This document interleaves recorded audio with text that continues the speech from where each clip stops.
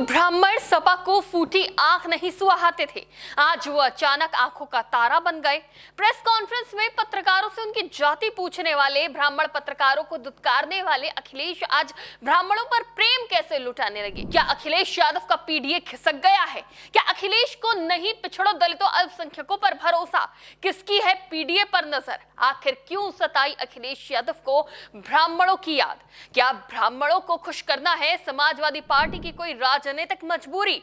तो बैठक से क्यों अचानक अखिलेश ने बनाई दूरी? सपा के प्रवक्ता तो ब्राह्मणों के लिए अभद्र टिप्पणी करते, भड़काऊ बयान देते नहीं थकते। क्या इन सब चीजों को देखने के बाद जनता समाजवादी पार्टी पर भरोसा करेगी? चलिए आपको बताते हैं। नमस्कार, टीवी 24 नेटवर्क देख रहे हैं आप। मैं हूं आपके साथ शिखा भैरोत्रा। चर्चा तो पहले से थी कि समाजवादी पार्टी सॉफ्ट हिंदुत्व की राजनीति पर उतर आई है, लेकिन अब इसमें कई ट्विस्ट एंड टर्न्स देखने को मिल रहे हैं।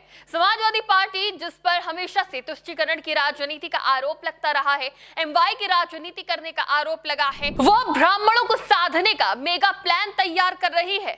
खबरें सामने आ रही हैं कि समाजवादी पार्टी जनेश्वर मिश्रा की जयंती के मौके पर वृहद ब्राह्मण सम्मेलन का आयोजन करने वाली है, जिसमें बड़ी संख्या में ब्राह्मणों की भीड़ जुटाई जाएगी, जिसके जरिए यूपी के ब्राह्मण वोट बैंक को साधा जा सके। लखनऊ स्थित एसपी कार्यालय में बीते दिनों ब्राह्मण समाज की बैठक का आयोजन हुआ, जिसमें समाजवादी पार्टी के कई ब्राह्मण विधायक, नेता, सांसद, पूर्व सांसद और विधायक मौजूद रहे। बैठक में भगवान परशुराम के जय घोष से पूरा दफ्तर गूंज उठा।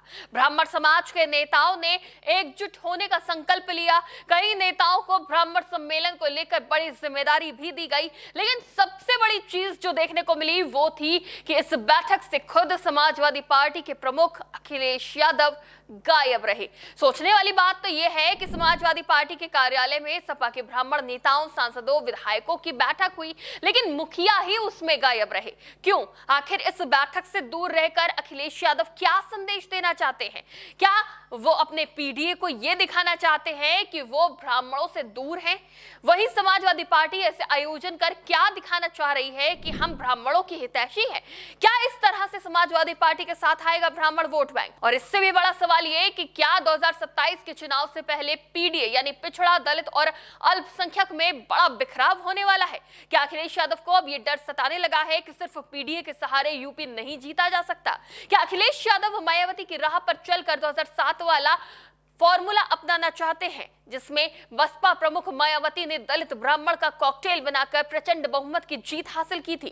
तो लग कुछ ऐसा ही रहा है, पर अखिलेश यादव के लिए यह राह आसान नहीं होगी। मौजूदा वक्त में जो तस्वीर नजर आ रही है, उसके हिसाब से अखिलेश यादव के पीडीए में बड़ी टूट हो सकती है। पिछड़े पूरी तरह से समाजवादी पार्टी की तरफ नहीं जाएंगे। राजभर और निषाद जैसे नेताओं की पार्टियों की नजर इन वोट बैंक पर रहेगी। साथ ही दलितों की बात करें तो दलित वोट बैंक भी अखिलेश यादव की तरफ पूरी तरह से नहीं जाएगा। अखिलेश यादव यही कोशिश कर रहे हैं कि अपने इस पीडीए के नारे के तहत वो दलित वोटर को बड़ी संख्या में समाजवादी पार्टी के साथ जोड़ ले, लेकिन मायावती का कोर वोट बैंक कहा जाता है दलित वोटर, और इस वक्त मायावती एक्टिव भी नजर आ रही हैं। उधर दलित वोटर को साधने के लिए चंद्रशेखर आजाद भी आतुर नजर आ रहे हैं। बात करें अल्पसंख्यक वोट बैंक की, तो उसे साधने के लिए ओवैसी उत्तर प्रदेश आ रहे हैं, जिस पर भी खतरा मंडरा रहा है। यानी कि एमवाई की राजनीति करने वाली समाजवादी पार्टी के जो वोट बैंक है, उस पर अब कई नेताओं की, कई राजनीतिक दलों की नजर है। यानी कि अखिलेश यादव के पीडीए पर तो खतरा मंडरा ही रहा है, इसके साथ ही एमवाई फॉर्मूले पर भी कई राजनीतिक दलों की नजर है। तो वहीं बात करें ब्राह्मण वोट बैंक की, जिसे अखिलेश यादव साधने की कोशिश में नजर आ रहे हैं, तो 2017 से 2022 तक भाजपा ने ब्राह्मण वोटरों के दम पर यूपी में सरकार बनाई है और मजबूत वोट बैंक माना जाता है भारतीय जनता पार्टी का, जिसे अपनी तरफ करने के लिए समाजवादी पार्टी ने एक नैरेटिव भी सेट किया कि ब्राह्मण भारतीय जनता पार्टी से नाराज है। लेकिन क्या सच में नाराजगी भारतीय जनता पार्टी से है ब्राह्मणों की, या फिर समाजवादी पार्टी के प्रवक्ताओं के बयान उसमें बड़ी भूमिका निभा रहे हैं? देखिए, समाजवादी पार्टी के प्रवक्ताओं की तरफ से जो बयान सामने आए हैं, उससे कोई भी अनजान नहीं है।